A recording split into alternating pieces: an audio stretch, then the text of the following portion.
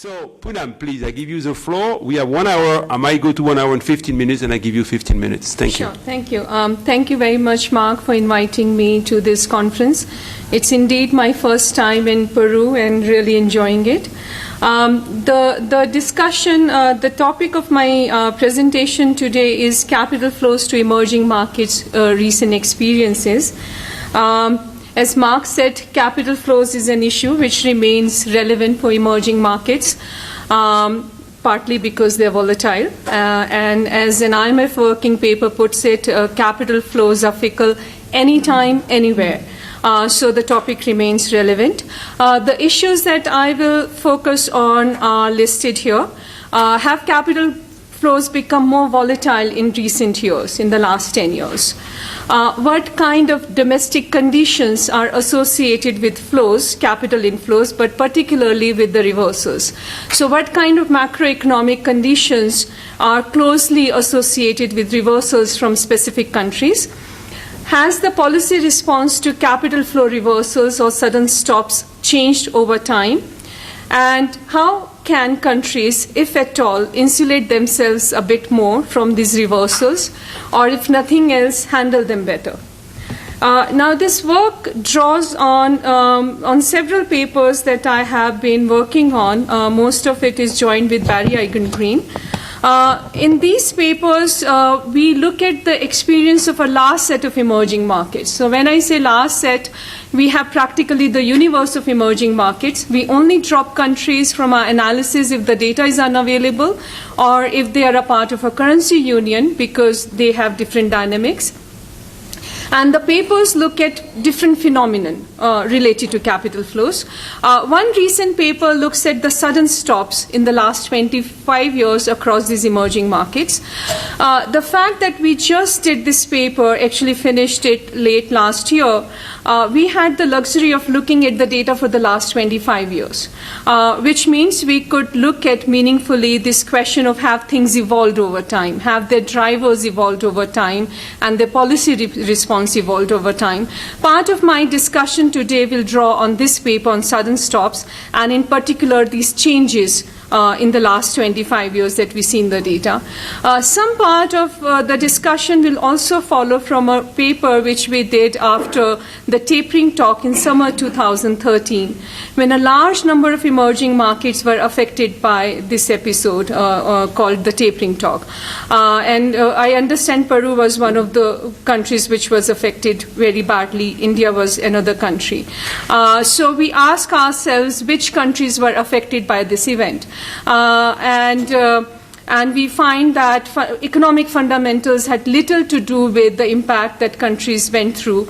More important was the amount of capital flows they had received in the previous years and how large and liquid the financial markets they were. And then some of the policy part of the talk will be based on a paper we did on India's policy response to the tapering talk. So when it comes to policy part, it's always a little tricky. You know, collating the policy response across countries, across years is very, very hard. While we have done some of that in the paper on sudden stop, but we went really deep into India's policy response to the tapering talk episode, and we used the daily data to see how financial markets reacted to each policy announcement. So some part of that will get reflected in the presentation. And finally, an ongoing work in which rather than identifying country-specific sudden stops, we identify episodes of global rebalancing. So episodes when capital flows are reversing from emerging markets en masse. And then we ask, so there are these episodes, which countries are taking a bigger hit and how can we explain that? So now, just getting into the main messages coming across these papers. The first one is that capital flows seem to have become more volatile, starting at least 2008. In the last 7 or 8 years, we have already seen 3 episodes of global rebalancing. when on average capital flows are reversing from emerging markets. There is an episode, the well-known case of 2008 Lehman Brothers. 2011, there were renewed concerns about issues in European countries, and 2015 when Fed increased its interest rate, but more importantly Chinese slowdown, and associated with that the commodity prices decline. So, there is on average about 2.5 years, there is a case when capital flows on average are negative, are declining to emerging markets. Besides, there are what we call milder events. There is tapering talk and there is Brexit.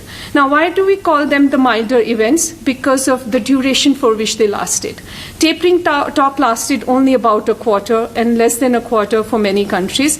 And Brexit, in effect so far, has only lasted 2 days. The effect on financial markets was only seen on a Friday and a Monday, right? So now, if from a year from now, if one wants to look at the kind of episodes we have identified, tapering talk and Brexit will not even be captured. But they still get a lot of attention because of the uncertainty and the news that they generate.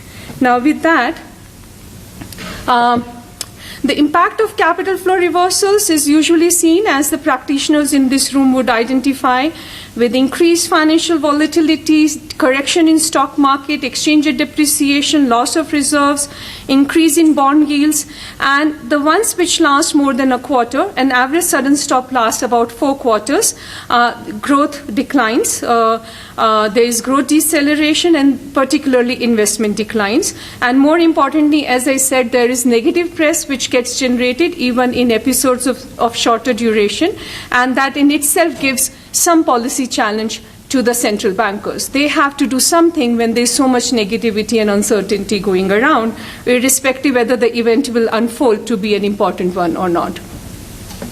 On how has the nature of sudden stops changed over time? So now, drawing on this paper in which we identify and look at the correlates of sudden stops over the last 25 years, we divide that period into 2 halves. It was also a natural break. 1991 till 2002 and 2003 till 2015. We see a very striking finding here that the role of domestic and external factors have changed completely during this period. Sudden stops are no longer being experienced by countries which have observable macroeconomic imbalances, the kind of imbalances, which are seen in fiscal deficit, high public debt, etc. These are driven increasingly by global factors. Sudden stops are no longer isolated events. They are not happening in one country at a time. It's not Mexico 1994. In fact, they are not even regional. They are not the Asian crisis of 1998. They have become more global in nature. So when a shock hits, it hits emerging markets across the world. So they are not driven by domestic factors, and they have indeed become more global in nature. And as I said, so sudden stops are happening with a similar frequency as in the 1990s, and they are happening against a backdrop where emerging markets have stronger fiscal positions, they have relatively more resilient growth outlook, and my Peruvian and Colombian friends here know these very well. But what I'm going to show in the next couple of slides is that it's true for a median emerging market, that they have now stronger and more resilient macroeconomic policies in place. So countries are now maintaining larger reserves. They have less exposure to foreign currency in their debt. A large number of countries, except for a few, have moved to more flexible exchange rate regimes. They have more credible monetary policy frameworks, some of which are operating under inflation targeting, but these have not been adequate to insulate countries from sudden stops. And this is just a couple of quick slides to show how actually these macroeconomic conditions are looking stronger across the median emerging markets. So these are median values using annual data starting early 1990s or mid-1990s till 2014-15. So larger reserves, more positive foreign exchange positions, etc. So what has changed across emerging markets that they remain as vulnerable? Well, they are de facto now more open to capital flows. This distinction is important for those who are into academic research. If one were to just look at the ready-made indicators of capital account openness, you don't see how open the countries have become to capital flows unless you look at the presence of foreign capital in the economies. And irrespective of what kind of measure you look at, countries on average have become much more open. They are receiving and are sitting on a larger stock of rather volatile capital, and they have larger and more liquid financial sectors. So which countries then, if it's not the economic fundamentals which are really correlated with sudden stops or the tapering talk kind of event, which countries are affected more when there is a global shock hitting them? And in our work, we find that these are the countries which receive larger volumes of capital flows in prior years. Non-FDI is important here. And countries which have larger and more liquid financial markets. So these events are rebalancing events in a way, right? These are risk-off events where global investors quickly want to take away money towards safer assets, and they find it easier to do so and at a lower loss of value when they rebalance away from markets which are larger and more liquid. So there is the implication really is there is very little that emerging markets can do in terms of either managing their macroeconomic policies better or even making themselves more insulated from these events. If you are receiving capital flows and if you are considered a large and liquid financial market, then whenever rebalancing happens, you will bear the brunt. Now, consistent with these ground realities, the policy response to sudden stops has evolved as well. The crisis of the 1990s, the policy prescription was very simple and very straightforward. At times, it was driven by the IMF programs, tightening of fiscal policy, tightening of monetary policy, because these were in a way behind the kind of situations countries would be. There would often be an IMF program, structural reforms associated with that. Countries would move from pegs to different forms of flexible exchange rates, but things have changed.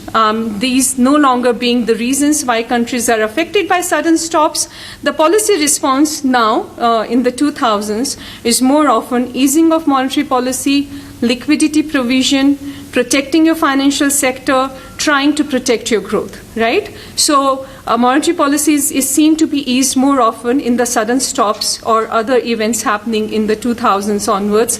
Fiscal policy at times is eased, 2008 being a big example. There are hardly any cases when countries have a BOP crisis associated with sudden stops, so there's less need for an IMF program. There's less need for structural reforms around the time of sudden stops. Structural reforms may be ongoing, but they are not triggered by these events. And exchange rate arrangements are not changing. Rather, exchange rate flexibility is being used to get over the crisis-like situation. So the policy framework has changed quite a bit as well. What role do capital flow measures play during sudden stops? And here the distinction is important. Capital account liberalization in other times versus capital account liberalization during sudden stops. So in our study of policy metrics around sudden stops, as well as our understanding of the Indian policy response to tapering talk, and over the last 20 years, we see that despite this renewed interest in using capital flow measures are not used around the sudden stops, right? So the basic policy matrix remains, liquidity measures, monetary policy, letting the exchange rate depreciate, using some of your reserves, but using new capital flow measures is something that countries are not doing during sudden stops. And there are reasons for that. I mean, for one thing, you don't want to generate a negative sentiment on top of the uncertainty that you're undergoing. So the observations that I want to make here is that capital account openness seems like a unidirectional process. You can play with its pace, but you don't really reverse the direction. We don't see that happening in many countries at all. If anything, during sudden stops, there is further liberalization of capital flows because you want to look like an attractive destination. So capital account measures are not being used as a active policy tool during sudden stops, and there seem good reasons for that. So just to summarize this, because I'll just take 3 minutes to show some initial slides on Brexit, not directly related to what I have here, but I think it's interesting nevertheless. So emerging markets continue to be subject to volatility related to the capital flows. These now affect countries globally rather than in a standalone fashion or even regionally, and these affect countries which seemingly have sound economic fundamentals. The impact has correlated with the volume of capital flows countries have received in the past, how they have managed those capital flows, and more importantly, during the tapering talk, we saw a close correlation between how deep and liquid the financial markets were considered to be and of tapering talk on specific emerging markets. In terms of policy response, really, when a country is in this kind of a crisis of external volatility, a central banker may not have many comfortable choices, right? I mean, just except for maybe communicating better and doing what they have been doing, which is liquidity and letting exchange rate depreciate and using reserves. But there are no real, magic wand solutions here. This is the conclusion we reached looking at what Indians did during the tapering talk. They used all kinds of unconventional measures. They increased the import duties on gold, gold being a major item in their current account deficit. They opened separate liquidity windows for all importing countries, it being an oil-dependent country and imports a lot of its oil. It even tempered with restricting outflows by residents, which had a huge negative impact on financial markets. So the conclusion we reach is don't try to be unconventional, rather do what others have been doing and the things that I listed, and being a little bit more transparent and communicative with the market and flagging your sound fundamentals. On quick perspectives from Brexit, and this is something we just published in a Vox column yesterday.